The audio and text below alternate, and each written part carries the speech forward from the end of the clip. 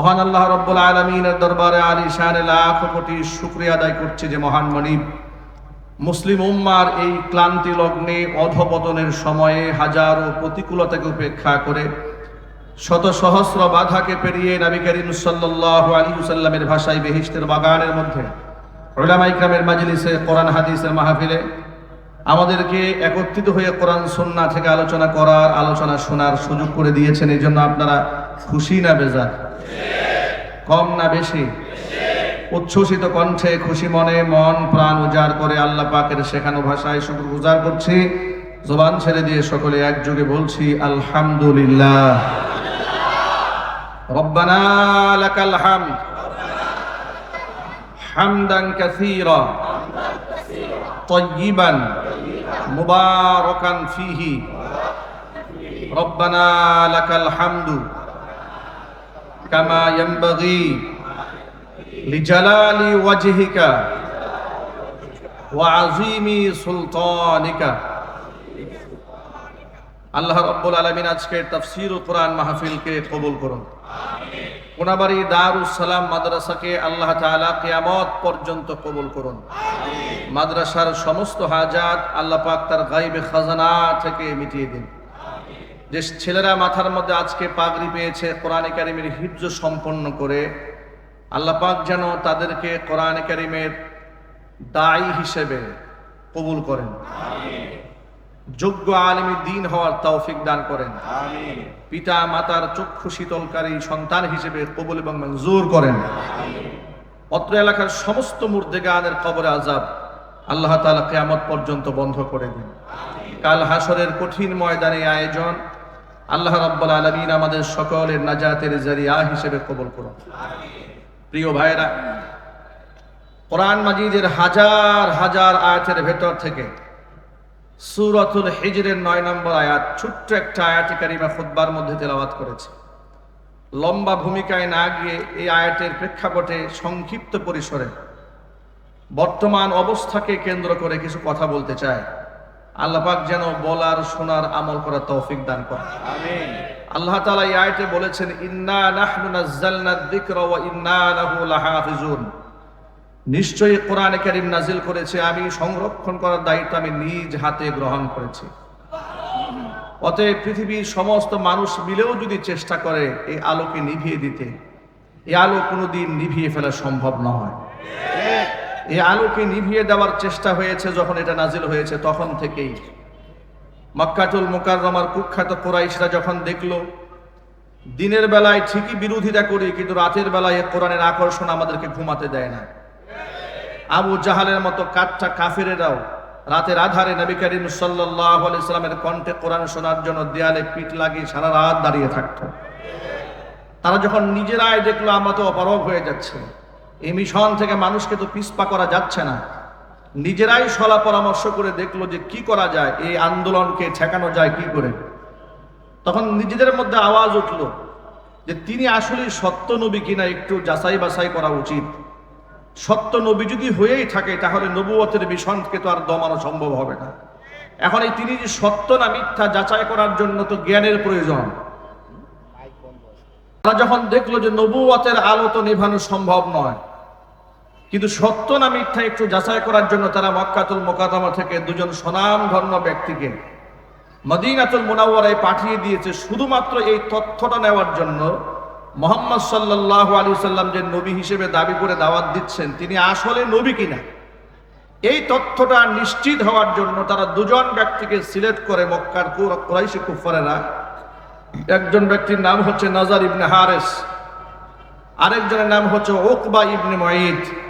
এই দুজন ব্যক্তি চলে যায় মদিনাতুল মুনাওয়ারা। সেখানকার ইহুদি আলেমদের কাছে গিয়ে মুহাম্মদ সাল্লাল্লাহু আলাইহি সাল্লামের সমস্ত বর্ণনা তাদের সামনে পেশ করে। বর্ণনা পেশ করার সময় যে তথ্য উপাত্তগুলো তারা দিয়েছে আপনারা শুনে অবাক হবেন। তথ্যের মধ্যে দিয়েছে তার নাম হচ্ছে মুহাম্মদ ইবনে আব্দুল্লাহ, মায়ের নাম হচ্ছে আমিনা, কুরাইশ বংশে জন্ম হয়েছে, দেখছে এরকম সুঠাম দেহি।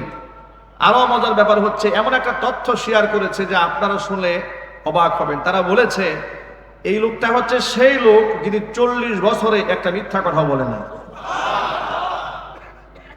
ভাবা যায় বাস্তবতার নিরিখে কুফফারেরাও আল্লাহর হাবিবের সততাকে অস্বীকার করতে পারে নাই। তারা বলেছে ইনি হচ্ছেন সেই ব্যক্তি যিনি 40 বছর একটা মিথ্যা শব্দ মুখে উচ্চারণ করেন, তাকে আমরা আলামিন বলে ডেকেছি, তার কাছে আমাদের আমানতের টাকা রেখেছি, তিনি এখন এমন এমন কথা বলছেন, এক আল্লাহর কথা বলছেন, তাওহীদের কথা বলছেন, আসলে তিনি সত্য নবী কিনা। আহলে কিতাবেরা কেন সঠিক জবাব দিতে পারবে? তার কারণ হলো পূর্বে নাজিলকৃত যতগুলো কিতাব আল্লাহ পাক মানুষকে দান করেছে, সমস্ত কিতাবের মধ্যে আখিরি জামানার পয়গম্বরের আলামতগুলো স্পষ্টভাবে বর্ণনা করে দেওয়া হয়েছে। আল্লাহ পাক বলেন, আল্লাযীনা আতাইনাহুমুল কিতাবা ইয়ারিফুনাহু কামা ইয়ারিফুনা আবনাআহুম। আল্লাযীনা আতাইনাহুমুল কিতাব, যাদেরকে আমি কিতাব দান করেছি ইতোপূর্বে, যারা আহলে কিতাব, যাদের কাছে তাওরাত এসেছে, জাবুর এসেছে, ইনজিল এসেছে, ওই সমস্ত আহলে কিতাবের লোকেরা আমার নবীকে এমন ভাবে চিনবে যেভাবে তারা নিজেদের সন্তানদেরকে চিনে। আপনারা বলেন তো, পৃথিবীর কোন বাবা মার কি তার নিজের সন্তান চিনতে ভুল হয়? আরো জোরে বলুন। এমনকি মাকে যদি চোখ বেঁধেও দেন, বাচ্চার গায়ের গ্রাণ সুখে মা আন্দাজ করতে পারে এটা আমার বাচ্চা। আল্লাহু আকবার বলেন। মায়ের সাথে সন্তানের এমন একটা কানেকশন থাকে। আল্লাহ পাক বলছেন তারা নিজের সন্তানকে যেভাবে চেনে, আমার নবীকে তারা ঠিক সেভাবেই চিনতে পারবে। আমার নবীকে চিনতে তাদের বিন্দু পরিমাণ ব্যাক পেতে হবে না। চিৎকার দেখুন আল্লাহু আকবার।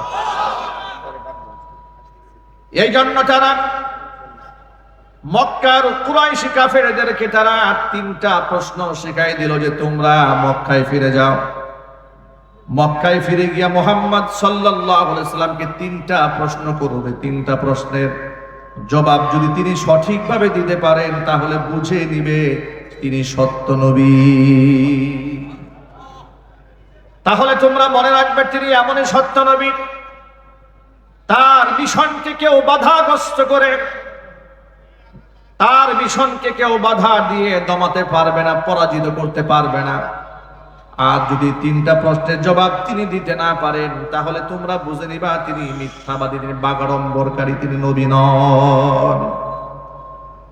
এবার ইহুদিদের শেখানো, ইহুদি পণ্ডিতদের শেখানো 3টা প্রশ্ন নিয়ে বাড়ি এসছে তারা। এবার মক্কার বিশিষ্ট কাফেরদেরকে নিয়ে বৈঠকে বসেছে। তারা বলল 3টা প্রশ্ন নিয়ে আসছি তাদের পক্ষ থেকে। মুহাম্মদ সাল্লাল্লাহু আলাইহি সাল্লাম যদি 3টা প্রশ্নের জবাব দিতে পারেন প্রমাণিত হবে তিনি সত্য নবী। আনুষ্ঠানিকভাবে তারা সকলেই চলে গেছে মুহাম্মদ সাল্লাল্লাহু আলাইহি সাল্লামের সামনে গিয়ে বলল, মুহাম্মদ আপনাকে আমরা 3টা প্রশ্ন করব, ওই 3টা প্রশ্নের জবাব দিতে পারলে আমরা মেনে নেব আপনি সত্য নবী, আপনার সাথে আমাদের কোনো দ্বন্দ্ব থাকবে না। আল্লাহ নবী বড় খুশি হয়ে গেলেন। তিনি বললেন, কি প্রশ্ন আমাকে করো। আল্লাহ নবী সাল্লাল্লাহু আলাইহি সাল্লাম বললেন, তোমাদের কি প্রশ্ন করার আছে আমাকে করো। তারা প্রশ্ন করছে। প্রথম প্রশ্ন হচ্ছে, ও মুহাম্মদ আপনি বলেন রূহ কি জিনিস, এই রূহের সম্পর্কে আপনি বর্ণনা পেশ করুন। এটা হচ্ছে প্রথম প্রশ্ন। 2 নম্বর প্রশ্ন হচ্ছে আপনি আমাদেরকে বাদশাহ যুলকারনাইন তার কাহিনী শোনান, যিনি পৃথিবীর পূর্ব থেকে পশ্চিম পর্যন্ত সফর করেছেন, তার ঘটনা শোনান।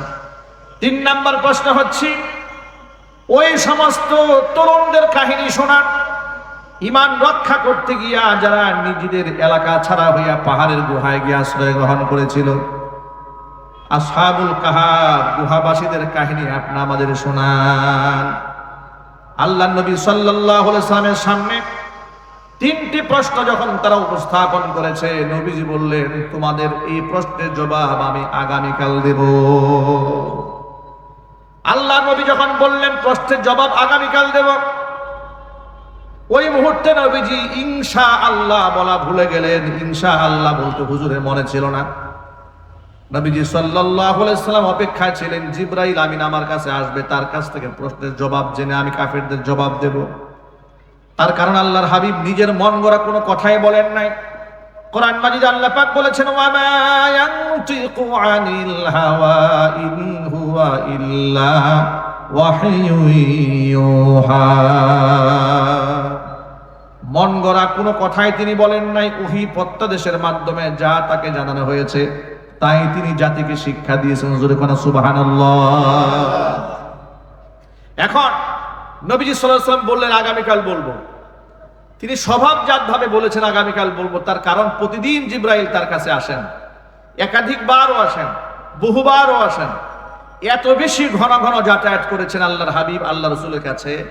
23 বছর নবুয়তের জীবনে নবীজি সাল্লাল্লাহু আলাইহি ওয়াসাল্লামের কাছে জিবরাইল এসেছে 40,000 বার। আর চিৎকার দিয়ে সুবহানাল্লাহ। ভাবা যায় কত ঘন ঘন যাতায়াত করেছে জিবরাইল। কিন্তু আগামীকাল যখন এসেছে, জিবরাইল তো আর আসে না, জিবরাইল আসে না। নবীজি প্রশ্নের জবাবও জানতে পারছেন না, কুফফারদের প্রশ্নের জবাব দিতেও পারছেন না। দিন গুজরায় গেল, কাফেররা হট্টগোল শুরু করে দিয়েছে। মুহাম্মদ, তুমি আমাদের সাথে ওয়াদা করেছো আমাদের কাছে জবাব দেবে, প্রশ্নের জবাব চায়। নবীজি সাইলেন্ট হয়ে গেলেন, কোনো জবাব নাই। আল্লাহর হাবিব সাল্লাল্লাহু আলাইহি ওয়াসাল্লাম বড় পেরেশান হয়ে গেলেন, জিবরাইল কেন আসে না? প্রথম দিন চলে গেল, জিবরাইল এলো না।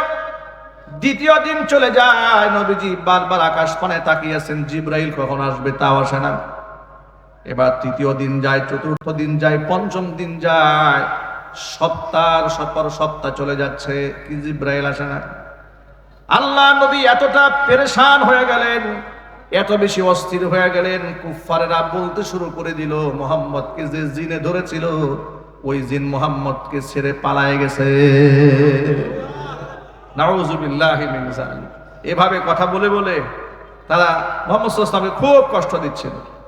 15 দিন পর আল্লাহ রাব্বুল আলামিন জিবরাইল আলাইহিস সালাতু ওয়াস সালামকে দুনিয়াতে পাঠালেন সূরাতুল কাহাফ দিয়ে। এই সূরা যখন নাজিল হয়, 70,000 রহমতের ফেরেশতা জিবরাইলের সাথে জমিনে অবতরণ করে। প্রশ্নের জবাবগুলো তার মধ্যে দেওয়া হয়েছে, বিশেষভাবে উল্লেখ করা হয়েছে কেন আপনার কাছে 15 দিন আল্লাহ আমাকে পাঠান নাই। আপনি একটু শুনেন, আপনাকে সামান্য লঘু একটা মানসিক যন্ত্রণায় ফেলে দেওয়ার কারণ একটা, এটা হচ্ছে আল্লাহর পক্ষ থেকে সামান্য একটা সতর্কবাণী।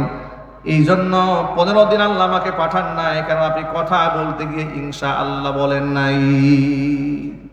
আল্লাহ নবীকে আল্লাহ পাক জানায় দিলেন, ওয়ালা তাকুলান্না লিশাইইন ইন্নী ফাইলুন যালিকা গাদা ইল্লা আইয়াশা আল্লাহ ওয়াযকুর রাব্বাকা ইযা নাসিতা ওয়া কুল আসা আন ইয়াহদিয়ানি রাব্বি লিআকরাবা মিন হাযা রাশাদা।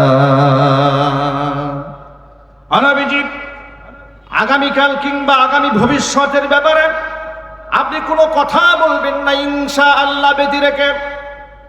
ইনশাআল্লাহ মানে হচ্ছে যদি আল্লাহ চান আমি একটা জিনিস আগামীর জন্য বলার ক্ষেত্রে কিংবা করার ক্ষেত্রে আমি বলবো ইনশাআল্লাহ এটা করব, এর মানে হচ্ছে এটা আমি করতে পারবো না যদি আল্লাহ পাক না চান। কথা বলতে হবে, ঠিক কিনা? ফুকাহায়ে কেরামের পরিভাষায় উম্মার জন্য ইনশাআল্লাহ বলা, আগামী ভবিষ্যতের ক্ষেত্রে কথা বলার ক্ষেত্রে ইনশাআল্লাহ বলাটা ওয়াজিব। কারণ এই আল্লাহ রাব্বুল আলামিন এই আয়াতের মধ্যেই বলে দিয়েছেন, ওয়াযকুর রাব্বাকা ইযা নাসিত। হে নবী, যদি আপনি ইনশাআল্লাহ বলতে ভুলে যান, যখন আপনার মনে পড়বে আপনি তখনই আমার কথা স্মরণ করে ইনশাআল্লাহ বলে নেবেন। সুবহানাল্লাহ বলবেন না? তাহলে একজন মুমিন মুসলমান হিসেবে আমার দায়িত্ব হচ্ছে আগামী ভবিষ্যতের জন্য কোনো কাজ কোনো কথা বলতে গেলে আমি ইনশাআল্লাহ সহই বলবো। এটা কোরআনে কারীম আমাকে শিখিয়েছে, কথা বলতে হবে, ঠিক কিনা? মুসলমান হিসেবে এটা আমার জবানে থাকার দরকার আছে না নাই? গেল প্রথম অংশ। আরেকটি অপশন হচ্ছে আল্লাহ পাক যদি আমাকে কোনো নিয়ামত দান করেন, ওই নিয়ামতের শুকরিয়া তো আমি অবশ্যই করব। আপনি যদি আমাকে জিজ্ঞেস করেন, ভাই আপনি কেমন আছেন, নিশ্চয় আমি বলবো আলহামদুলিল্লাহ আমি বেশ ভালো আছি। আমি আলহামদুলিল্লাহ কেন বলবো? কারণ আমি তো নিজে নিজে ভালো থাকার কোনো ক্ষমতা আমার নাই। আমাকে ভালো কে রেখেছেন? আল্লাহ। চিৎকার দিয়ে বলুন আল্লাহ। আল্লাহর হাবিব বলেছেন, নি'মাতানি মাগবুনুন ফীহিমা কাসীরুম মিনান নাস, আস-সিহহাতু ওয়াল ফারাগ। দুটা নিয়ামতের ব্যাপারে অধিকাংশ মানুষ গাফেল এবং উদাসীন। একটা নিয়ামতের নাম হচ্ছে সুস্থতার নিয়ামত, আর একটা নিয়ামত হচ্ছে অবসর সময়ের নিয়ামত। অসুস্থ হওয়ার আগে সুস্থতার কদর পাওয়া যায় না। 2015 সালে রোড অ্যাক্সিডেন্টে আমার জিহ্বার মধ্যে সামান্য ক্ষত হয়েছিল, ব্যথা পেয়েছিলাম মারাত্মক। ওই ব্যথাতে যখন আমার কোরআনে কারিমের তাফসীর মাহফিলে বসতাম, প্রত্যেকটা কথা বলার সময় আমার পায়ের তলা থেকে মাথা পর্যন্ত আমি ব্যথা অনুভব করতে পারতাম। আর প্রত্যেকটা সেকেন্ডে অনুভব করতাম এই জিহ্বা যে কত বড় নিয়ামত। লাখো কথা বলে কোনো কষ্ট হয় না, কিন্তু ওই সময় পানি পান করতেও কষ্ট হয়েছে। জিহ্বা যে কত বড় নিয়ামত, আঘাত খাওয়ার আগ পর্যন্ত টের পাওয়া যায় নাই। ঠিক কিনা বলেন? কত বড় নিয়ামত। মুসা কালিমুল্লাহ আল্লাহ সুবহানাহু ওয়া তাআলার সাথে অতি ঘনিষ্ঠতা থাকার কারণে যেহেতু আল্লাহ পাক তাকে সরাসরি কথোপকথনের দৌলত দান করেছিলেন, আল্লাহু আকবার বলেন। তিনি বলেছিলেন যে আল্লাহ, আপনি যদি বান্দা হতেন, আমি মুসা যদি রব হতাম, আপনি আমার কাছে কি চাইতেন? আপনি যদি বান্দা হতেন, আমি যদি রব হতাম, আপনি আমার কাছে কি চাইতেন? আল্লাহ রাব্বুল আলামিন বললেন, মুসা, আমি তোমার কাছে প্রথম সুস্থতার নিয়ামত চাইতাম। তো এই যে সুস্থতার নিয়ামত আল্লাহ আমাকে দিলেন, এই জন্য আমরা তো আল্লাহর প্রতি কৃতজ্ঞ। ঠিক কিনা বলেন? নিশ্চয় আমাদেরকে যখন জিজ্ঞেস করেন, ভাই আপনি কেমন আছেন, আমরা বলি আলহামদুলিল্লাহ, বেশ ভালো আছি। এই শুকরিয়া আদায় করা, এটা আমার জন্য অত্যন্ত জরুরি। কেন শুকরিয়া আদায় করি? কারণ কোরআন থেকে আমি শিক্ষা গ্রহণ করেছি, লা ইন শাকারতুম লাযীদান্নাকুম ওয়া লা ইন কাফারতুম ইন্না আযাবী লাশাদীদ। আমার দেওয়া নিয়ামতের যদি শুকরিয়া আদায় করো, নিয়ামতকে আমি আল্লাহ বহু গুণে বাড়িয়ে দেব। আর যদি আমার দেওয়ার নিয়ামত হাতের কাছে পাওয়ার পরে শুকরিয়া আদায় না করে কুফরি করো, তাহলে জেনে রেখো আমার শাস্তি বড় ভয়ঙ্কর কঠিন। এই জন্য আমরা আমাদেরকে যদি জিজ্ঞেস করেন কেমন আছেন, আমরা বলি আলহামদুলিল্লাহ। সমস্ত প্রশংসার মালিককে আল্লাহ, এই শুকরিয়া আমরা আদায় করি। ঠিক কিনা বলেন? কোন সুন্দর কিছু দেখলে আমরা আমাদের জবানে বলি মাশা আল্লাহ। কেন বলি শোনেন, এটা এজন্য বলি, নবী করিম সাল্লাল্লাহু আলাইহি সাল্লাম বলেছেন, আল আইনু হাক্কুন, মানুষের নজর সত্য। অনেক সময় সাহাবায়ে কেরামের সময়েও নবী করিম সাল্লাল্লাহু আলাইহি সাল্লামের জীবদ্দশায় এমন ঘটনা ঘটেছে, অনেক সুঠাম দেহি একজন সাহাবী, এমন এক ব্যক্তি বলেছে, বাপরে বাপ, এত সুন্দর বডি জীবনে চোখে দেখি নাই। এই বলা মাত্র লোকটা অসুস্থ হয়ে গেছে, একেবারে শরীর ভেঙে চেঙে অস্থির হয়ে গেছে। নবী করিম সাল্লাল্লাহু আলাইহি সাল্লাম তাকে ঝাড়ফুঁক করে সুস্থ করেছেন। মানুষের নজর যেহেতু সত্য, আর মানুষের নজর থেকে বাঁচার জন্য নবী করিম সাল্লাল্লাহু আলাইহি ওয়াসাল্লাম শিক্ষা দিয়েছেন যে তুমি ভালো কিছু দেখলে বলবে মাশাআল্লাহ। মাশাআল্লাহ বললে তোমার নজর আর অন্যের উপর পড়বে না, এর দ্বারা মানুষের কোনো ক্ষতি হবে না। সুবহানাল্লাহ বলেন। সুবহানাল্লাহ। আমরা বিস্ময়কর কিছু দেখলে আমরা বলি সুবহানাল্লাহ, বড় কিছু দেখলে বলি আমরা আল্লাহু আকবার। কেউ যদি আমার কোনো উপকার করে, স্বভাবতই হাল জাযাউল ইহসান ইল্লাল ইহসান, এটা স্বভাবজাত ব্যাপার। আপনি আমার উপকার করেছেন, অন্তত পক্ষে আপনাকে আমি এতটুকু তো বলবো জাযাকাল্লাহ, আল্লাহ আপনাকে উত্তম বিনিময় দান করুন। ঠিক কিনা বলেন? আমি প্রসঙ্গত এই কথাগুলো কেন বলেছি একটু শোনেন।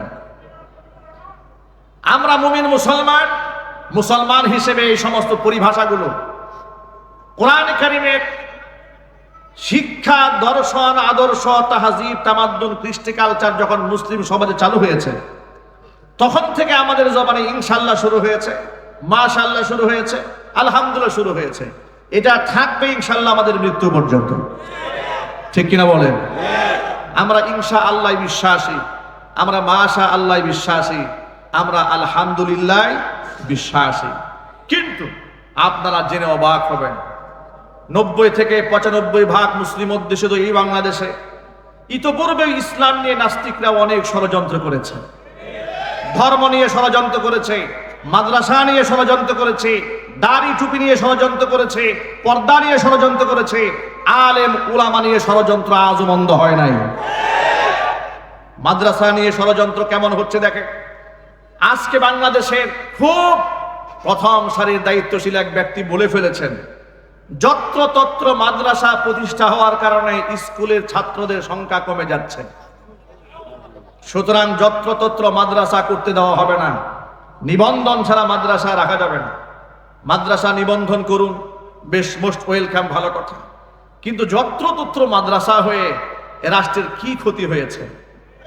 বরং স্কুল এবং কলেজে, ইউনিভার্সিটিতে যেখানে কোরআনে কারীমের তালিম না থাকার কারণে জনগণ সেখান থেকে মুখ ফিরিয়ে নিচ্ছে।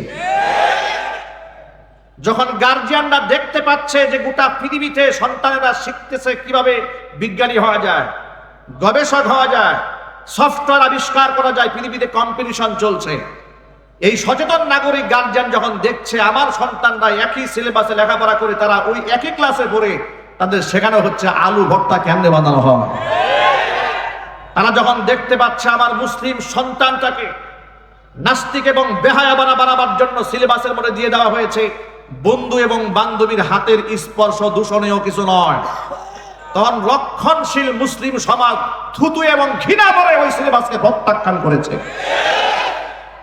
যখন এই দেশের মুসলমানরা দেখেছে স্কুলে বাচ্চাদেরকে শরীফ থেকে শরীফা হওয়ার গল্প শিখিয়ে ট্রান্সজেন্ডারের মতো একটা কুফরি মতবাদ আমার সন্তানকে শেখানো হচ্ছে, যখন এই দেশের মুসলিম গার্জিয়ানরা দেখেছে গত বছর বাচ্চাদের হাতে বই তুলে দিয়ে শেখানো হয়েছিল মানুষের পূর্বপুরুষ বানর ছিল, একের পর এক যখন এই দেশের মানুষ দেখতে পাচ্ছে শিক্ষা জাতির মেরুদণ্ড, সেই মেরুদণ্ড ভেঙে ফেলে দিয়ে নাস্তিক এবং বেঈমানদের পরামর্শে সিলেবাস তৈরি করা হচ্ছে, তখন এই দেশের সচেতন মুসলমানেরা স্কুল থেকে মুখ ফিরিয়ে নিয়ে মাদ্রাসার দিকে ঝুঁকে পড়েছে। নিজেদের ব্যর্থতা স্বীকার না করে আপনারা উল্টা বক্তব্য দিচ্ছেন মাদ্রাসা হওয়ার কারণে নাকি স্কুলের আকর্ষণ কমে। আমার প্রশ্ন হচ্ছে যে মাদ্রাসার এত সরকারি সুযোগ সুবিধা নাই, এতিম বাচ্চারা খেয়ে না খেয়ে রাত জেগে পড়াশোনা করছে, তার আকর্ষণ তৈরি হয় কেন? আপনি এত সুযোগ সুবিধা দেওয়ার পরে আকর্ষণ কমে কেন? আপনার ব্যর্থতা আপনাকে চিহ্নিত করতে হবে, কথা বলতে হবে, ঠিক কিনা? আপনি সেটা না করে আপনি নিজের ব্যর্থতাকে না ঢাকতে পেরে উল্টো মাদ্রাসার দিকে আপনি চোখ রাঙিয়ে কথা বললেন, মাদ্রাসা যত্রতত্র হচ্ছে বলে স্কুলের আকর্ষণ কমেছে। বরং স্কুল তার মূল আদর্শ হারিয়ে ফেলছে বলেই আজকে সন্তানরা মাদ্রাসার দিকে ঝুঁকেছে। সুতরাং গত 3 দিন আগে হতে দেখেছেন ফরিদপুরে স্কুল শিক্ষক শিক্ষা সিলেবাসে শিক্ষা সফরে গিয়ে বাচ্চাদের হাতে মদ ঢেলে দিচ্ছে। এই দৃশ্য যখন এই জাতি দেখে তখন তো ওই শিক্ষার প্রতি আর আস্থায় জাতির থাকে না, কথা বলেন ঠিক কিনা? সুতরাং এই বকওয়াস করা বন্ধ করে দেন। সুতরাং এই বকওয়াস করা বন্ধ করে দিয়ে মাদ্রাসার প্রতি ইমামদারেরা ঝুঁকেছে। এই জন্য মাদ্রাসার সন্তানরা ইয়াবাখুর হয় না, মদখুর হয় না, গাঁজাখুর হয় না, সন্ত্রাস হয় না, চান্দাবাজ হয় না, টেন্ডারবাজ হয় না। থানার মধ্যে ব্ল্যাক লিস্ট আছে, কোনাবাড়ি থানায় খোঁজখবর নিয়ে দেখুন, দাড়ি টুপি পাঞ্জাবি পরিহিত মসজিদের ইমাম মুয়াজ্জিন খতিব মুফতি মুহাদ্দিস ব্ল্যাক লিস্টে একটা আলেমের নাম খুঁজে পাওয়া যাবে না। তাহলে সেই আদর্শ শিক্ষা ব্যবস্থা থেকে জাতিকে আপনি মুখ কেমনে ফিরাই নেবেন? ওই বকওয়াস কথা বলে ধোঁকা দিয়ে জাতিকে আর বোকা বানানো যাবে না। এদেশের মুসলমান সচেতন হয়েছে, কথা বলতে হবে, ঠিক কিনা? আবার এই দেশের মুসলমানেরা এই যে আলহামদুলিল্লাহ ইনশাআল্লাহ মাশাআল্লাহ বলে 21শে ফেব্রুয়ারিতে বাংলাদেশের বিখ্যাত টেলিভিশন চ্যানেল এটিএন নিউজে এক কুখ্যাত নাস্তিক তথাকথিত বাংলা সাহিত্যিককে দাওয়াত দিয়েছে বাংলা ভাষার ফজিলত বয়ান করার জন্য। উনি ফজিলত বর্ণনা করে গিয়ে বলছে এই যে বাংলাদেশের ছেলেরা ইদানিং মাশাআল্লাহ বলে, আলহামদুলিল্লাহ বলে, ইনশাআল্লাহ বলে, এটা নাকি বাংলা ভাষার মধ্যে একটা শকুনের থাবা পড়েছে, এটা নাকি বাংলা ভাষার বিকৃতি হয়েছে। কেন সন্তানরা ইনশাআল্লাহ বলে? এই পাগলের মাথা নষ্ট হয়ে গেছে। এই পাগলকে বলি, পাগল তুমি তো বলেছো ইনশাআল্লাহ বাংলাদেশে নতুন শুরু হয়েছে, তুমি তো হয়তো গোমূত্র পান করতে করে তোমার দিমাগ নষ্ট হয়েছে। তোমাকে একটু স্মরণ করিয়ে দেই, এই দেশ স্বাধীন বাংলাদেশ হওয়ার আগে 7ই মার্চের ভাষণে প্রেসিডেন্ট বঙ্গবন্ধু শেখ মুজিবুর রহমান বলেছিলেন, রক্ত যখন দিয়েছি রক্ত আরো দেব, এই দেশকে মুক্ত করে ছাড়বো ইনশাআল্লাহ। তাহলে তুমি পাগল কি ভুলে গেছো? এই দেশ জন্ম হওয়ার আগে এদেশের মুসলিম নেতৃবৃন্দের জবানে ইনশাআল্লাহ ছিল। সুতরাং ইনশাআল্লাহ এই দেশে হঠাৎ করে উড়ে আসে নাই, বরং ইনশাআল্লাহর আদর্শে দেশ স্বাধীন হয়েছে। সেই দেশে তোমার মতো ভণ্ড নাস্তিকরাই উড়ে এসে জুড়ে বসেছ। কথা বলতে হবে মুসলমান।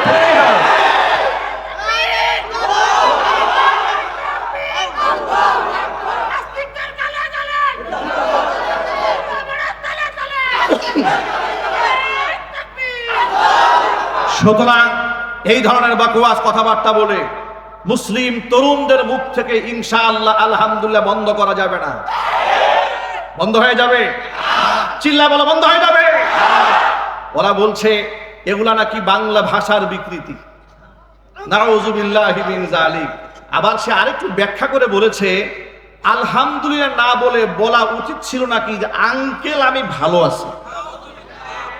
পাগলের মাথা কেমনে নষ্ট হয়েছে দেখছেন? ও তো পাবনাও জায়গা হবে না। ওরে পাবনা নিলে পাগলে ওরা লাথি মেরে বের করে দেবে।